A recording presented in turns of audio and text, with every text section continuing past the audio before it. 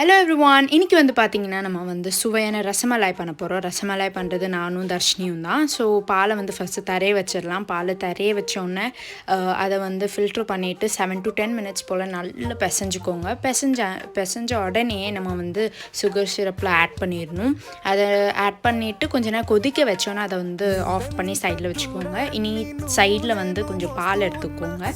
பாலில் வந்து நம்ம வந்து சர்க்கரை ஆட் பண்ணணும். அதுக்கப்புறம் குங்குமப்பூ இதை வந்து தண்ணியில் கலந்து ஆட் பண்ணணும்னு அவசியம் இல்லை, இப்படியே ஆட் பண்ணலாம்.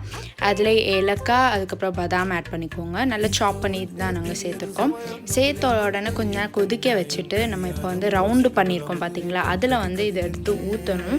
ஸோ ஃபஸ்ட்டு ப்ளேஸ் பண்ணிக்கோங்க. அதுக்கப்புறம் இந்த மாதிரி இதில் காட்டுற மாதிரி ஊற்றிக்கோங்க. ஸோ நம்மளோட சுவையான ரசமலாய் ரெடி ஆயிடும். ஸோ நீங்களே இது வீட்டில் ட்ரை பண்ணி பாருங்கள். ரொம்ப ஈஸியானது தான். நெக்ஸ்ட் வீடியோவில் பார்ப்போம். சப்ஸ்கிரைப் பண்ணிடுங்க. பாய்.